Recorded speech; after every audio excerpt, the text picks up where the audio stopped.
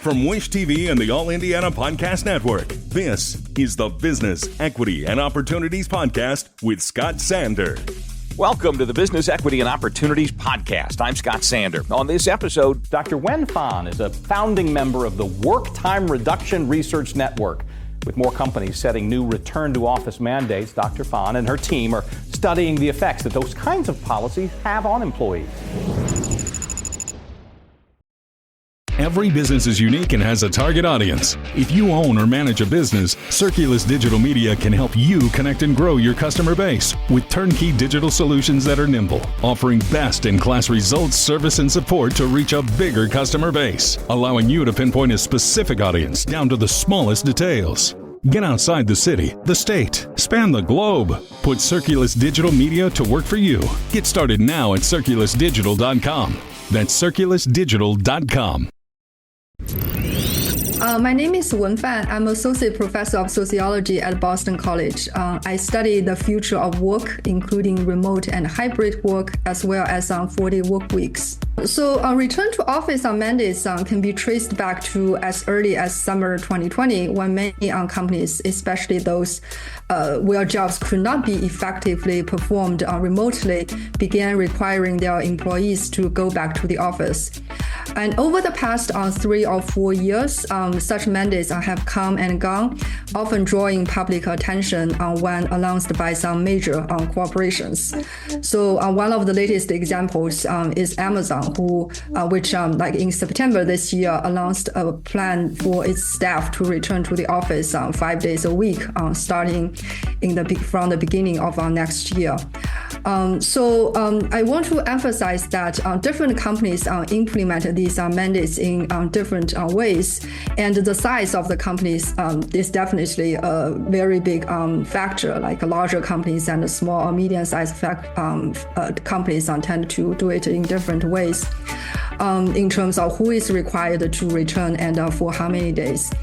But one commonality seems to be that this trend has been affecting increasingly number or more and more companies, even companies like Zoom, which benefited tremendously from remote work, announced some return to office mandates last year. I think in some extreme cases, it can impose tremendous financial and psychological stress for those who have already moved to a different state, a different city.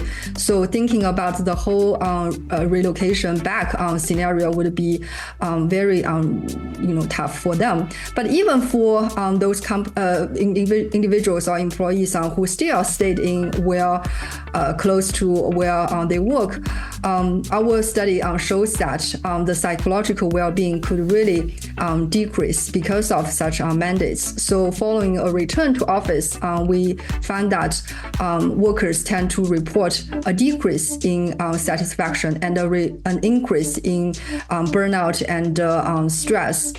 And at the same time, they also tend to feel much worse when working in person compared with working from home. So they feel a lot of psychological demands and very little control when they work in the office. I do see think that in this case, workers' preferences and what they want has been largely disregarded, because we have seen tremendous and very consistent evidence across surveys in terms of workers' preferences for remote work. Based on our own data, about 41% of workers prefer a hybrid arrangement, and 38% prefer a fully remote arrangement. So when organizations not really take that preference into account, then some workers might want to take extreme solutions to address this problem by leaving the company, for example. And that is indeed what we have found in using our data. So a misalignment between preferred and actual work location, for example, wanting to work remotely but are required to work in the office, is associated with significantly increased intentions to quit, to leave your current employer in the next 3 months or half a year. From my personal point of view, based on the research I have done, I think perhaps the best solution is to reconsider the decision whether it is truly necessary to ask all workers back to the office 5 days a week. Is there perhaps a less extreme solution to be made, for example, requiring certain workers to still work remotely or at least in a hybrid arrangement? But suppose that such a decision has to be made, that everyone has to go back 5 days a week, then I think having a sincere conversation with your employees would be very necessary. It could be a collective conversation regarding what workers might lose from such return, or it could be one-on-one meetings with those who are particularly resenting such an arrangement. So, and in some cases, I think certain benefits can be maintained for employees without having to work from home. So, for example, for some, it might be really about commute. So if that's the main stressor for employees, then perhaps managers can work out an alternative arrangement, allowing these employees to adjust their start time or end time to avoid rush hours, such that they can still work in office, but without having to worry about traffic issues. So one thing I want to emphasize is that despite all of these media stories or attention focused on those large companies, when you look at the prevalence of remote work, it actually hasn't changed that much since the beginning of 2021. The largest decline happened around May or April of 2020 at the peak of the pandemic.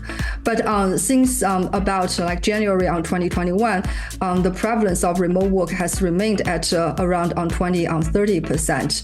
So that should give us some hope regarding the sustainability of remote work for many workers. And that said, I also want to mention that there might be some generational trends or generational differences. So some research suggests that startups founded during the pandemic, especially by the young adults, are more likely to offer employees some flexibility in where they work or how they work. So as these companies grow and mature, they will become tomorrow's Apple or Amazon, Google.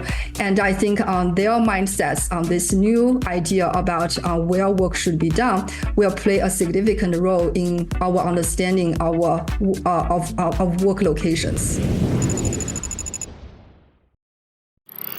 Our thanks again to all the contributors who joined us for this episode of the Business Equity and Opportunities Podcast. We hope you found it enlightening, useful, and inspiring. You'll find more information about the show on our website, BEOshow.com. You can watch Business Equity and Opportunities Sunday mornings at 10 on Wish TV or live stream it through wishtv.com.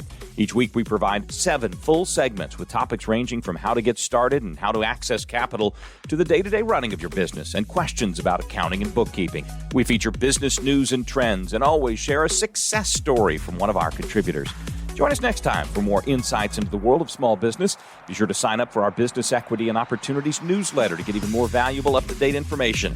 And if you have any questions or you'd like to be part of our show, please email us. The address is beo@wishtv.com. We'd love to hear from you.